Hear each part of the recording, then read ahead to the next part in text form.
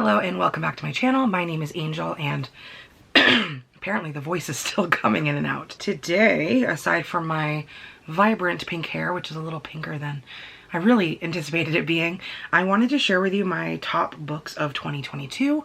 I almost said 2020. The time is clearly passing me by at a rate that my mental health is unable to keep up with. I put together a rough list of my best and worst books. Don't know if I'm gonna actually share the books that I didn't enjoy as much, but I did want to go through the top 10 books of 2022 that I read. And then I have some honorable mentions because, let's be real, I could do like a top 50.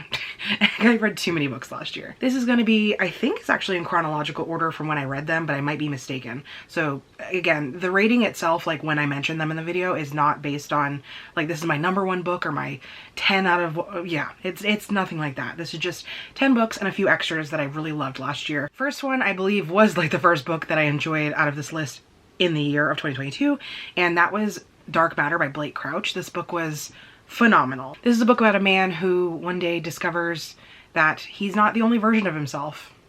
That's the easiest way to say it. Kind of like interdimensional, time travel-y goodness.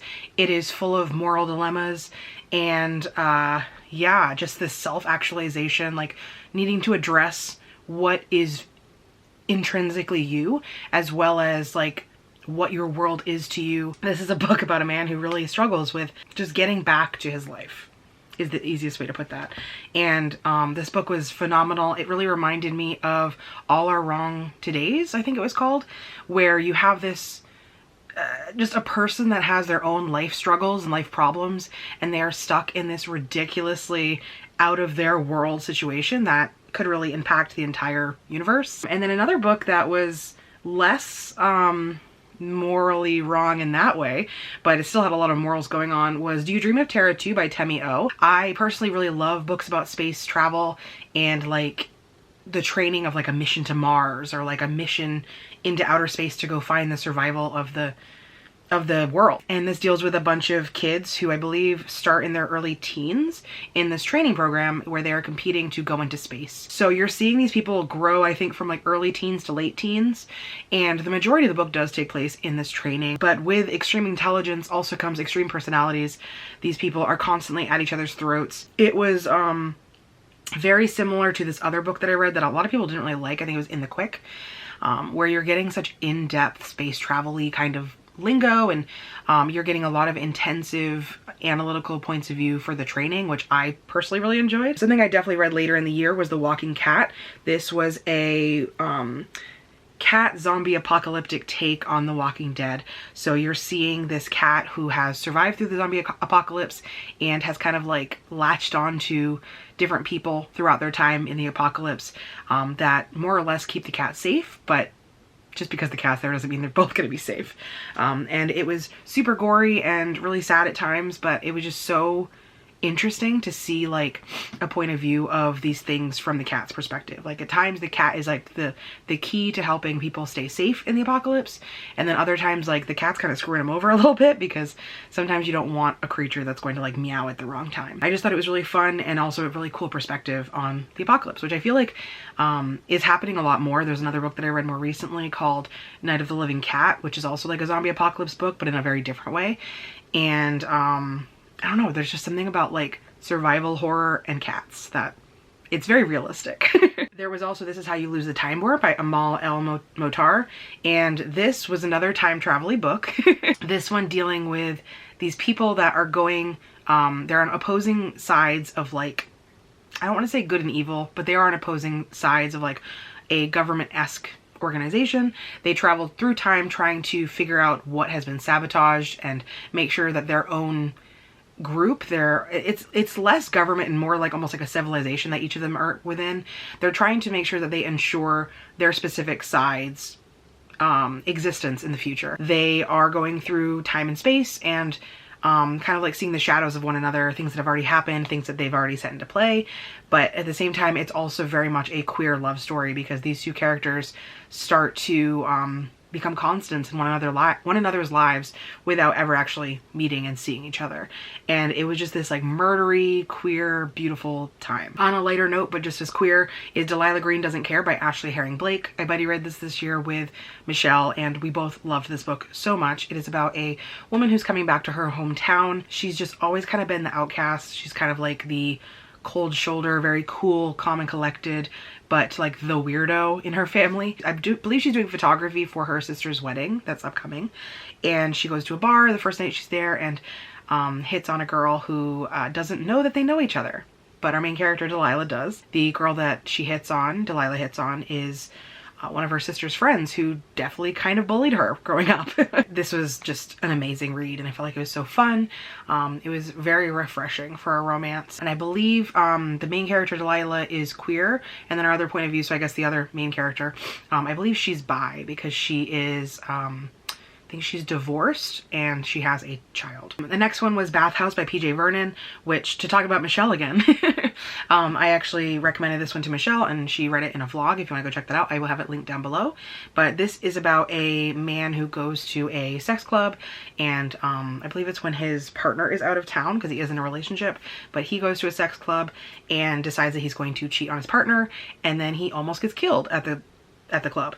And from there it just like is a spiral of like the messiest relationship between these two queer characters, as well as trying to figure out who tried to kill him, but he doesn't want to tell his partner that he was at this club because it would be terrible to their relationship. It's just a messy queer story that was just really great. It was so infuriating at times because you just want the characters to just spit it out and tell each other about what's going on. And then I also read Little Eyes by Samantha Schweblin, which was also in that vlog that I recommended books to Michelle. Little Eyes is about a world in which it's very it's very contemporary. There's nothing too crazy except that there is this device called a Kentucky. So there are two points of view. One of them is you are kind of controlling the Kentucky. Think of like a large Furby, but they're like different animals. And you can control it around someone's house. But the only way that you can do that is if someone has already purchased the Kentucky physically in person. So there are those two aspects there. It's a whole bunch of stories and perspectives of people that have bought them or bought the codes to see through them and activate them. And you see a lot of really messed up things. You get to see like the ugly parts of people and how what could just be a cool toy for kids or people that are interested in that kind of thing turns into a very malicious thing. There was also The Need by Helen Phillips. This one fits very well into this list, and I can't really tell you why, but it does match up with some of the other things that are happening. Pretty much there is a woman who is on the side of like plants and archaeology, and they've discovered some weird things popping up in the dig that she's working at. One night she comes home from work and she's with the baby. I think she's with her baby and her young daughter, and they hear something in the other room, and they go to find out what's in the other room, and there's nothing there, and it keeps happening. And I believe, yeah, that's all I can really say about this one. But there was an interesting aspect of suspense. I don't even really want to give this one too much of a genre description because, again, that will kind of spoil things. The next two are actually books that I read in the vlog that was Michelle recommending me books. One of them was The Space Between Worlds by Micaiah Johnson. I apparently am just like super into this like interdimensional space travels, inter-timeline kind of stuff, because this is about a woman living in a world where they have the ability to jump into other versions, like other dimensions in which the version of themselves has already died. There's a lot of weird things happening because from her perspective, it seems almost random that they're trying to go out and find out other information about these other dimensions. But as with any large company like this that has a very intensely powerful ability to do something, they're using it for bad things. And so very quickly, our main character starts to unravel a very dark mystery with this company that she works for. And the last one for my top books of 2022 is Our Wives Under the Sea by Julia Armfield. It is about a woman and her wife. Our main character's wife has actually gone down into this submersible. I think down, I don't want to say the Mariana Trench, but they went down very deep underwater in the submersible with several other people. And then when they've come back, which is what's happening in the present time, that woman just isn't the same. She's very changed, and weird things start happening to her over the course of the book. You're also getting flashbacks of what was happening down at the bottom of the sea. And Parts of this, I talked about in my vlog, really reminded me of Pisces by Melissa Broder, I believe it is. There's just a watery magical realism thing happening, and it was just super captivating to see this relationship unfortunately deteriorate, as well as seeing in those flashbacks what was happening underwater. So those are my top 10 books of 2022. Really quickly, a few honorable mentions, which I won't go into as much depth on. There was Klaus by Grant Morrison. This was a graphic novel compendium. I believe it was like a few volumes mixed into one that is talking about Santa Claus. It is kind of like a horror magical realism retelling of that. There was also Mega Claus. If you can't tell, I read these near Christmas. This one is more of like a funny Christmas story. I believe it's told in all red, black, and white. So this is about an elf has accidentally unleashed a weird power into some of the toys, and there are pretty much these like little ninja toys that are going around and killing everyone and trying to take over Santa's workshop. There was also Just Like Home by Sarah Gailey. I have loved other Sarah Gailey books so much. They're all so different. And this one is about a woman who has to go back to her family home because her mother is dying, and her mother has asked her to start to clean up the estate. Her father actually killed several people in this home. It's got a very dark magical realism part to it as well. Our main character is actually starting to hear voices or hear things happening in the house, and she's trying to investigate what's going on. And then the very last one was The Library at Mount Char by Scott Hawkins. If you've read Middle Game, it has that same aspect of like, just there's something happening that I don't even think the reader is really supposed to understand. There is a group of adults who have all been trained in a very specific specialty, and they are trying to find the man that trained them and gave them these specialties. So that is it. Those are all the books that were my top 10 of 2022. If you do want to hear about the books that I didn't enjoy as much this year, let me know in the comments down below. It'll probably be a much shorter video just because I feel like a lot of them were graphic novels and manga that I just didn't think that I needed to read, and I read them for some reason. But yeah, otherwise, thank you so much for watching my video. If you made it this far in the video, leave me a cat emoji, because Bento has become very fascinated with me filming right now. All right, thank you so much for watching, and I'll see you next time. Bye.